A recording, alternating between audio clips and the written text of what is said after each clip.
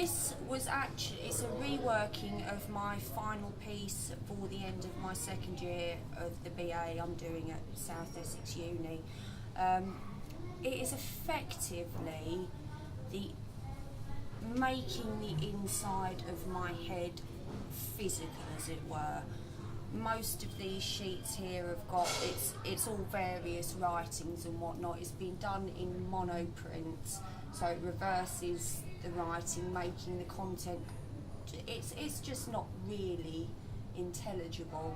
I like to create safe spaces. I do it subconsciously all the time. It's something I noticed, it's something very personal to me, and I ended up accidentally creating one in my studio space with some of these sheets because I'd been doing some large-scale drawings or monoprinting, and I loved it so much that I decided I'd actually just like to make it bigger.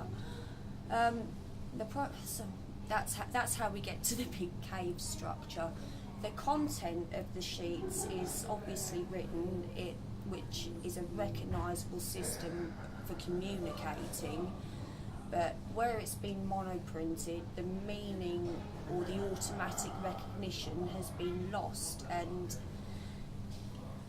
people try to interpret it because they recognise what it is, but they can't, and it's a little bit of a reference to not just miscommunications, not being able to understand or interpret properly what is trying to be communicated to you because you don't understand the framework for interpreting it. And that was what I did for the end of year show. There's an awful lot of layers, we get ever so excited about it. But I then, when I thought about remaking it, started thinking about some of the other things that obviously have come out of my head.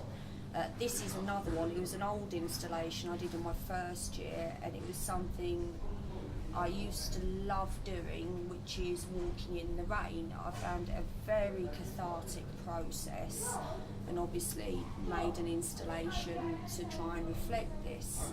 But I brought Jill's work into it because at the same period as I was making this, she was doing her end of second year work, and I spent a really lovely afternoon helping her prep the room for her installation.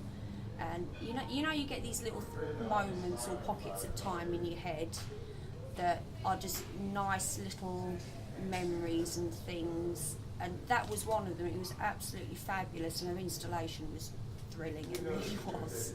So I asked her if she'd like to come back in and put parts of her installation in as well. I just love so much about it, the fact that you can really get in, explore and poke around and actually experience it rather than just look at it. And I find that's getting more and more important in my work, that it's not just a visual experience, and hopefully people seem to be enjoying it, which is nice. That's all I really want. As long as they can enjoy their experience of it, they don't need to be understand all the really complicated stuff I've got that I've backed it up with, because I enjoy that. I really do, but not everybody else does or wants to even look at that sort of thing to interpret a piece of artwork. So I'm really trying with what I'm producing to make sure that no matter how complicated or whatever I've made it for myself, because I enjoy it, that there's just something you can take from it without needing to know anything at all. And it's fun.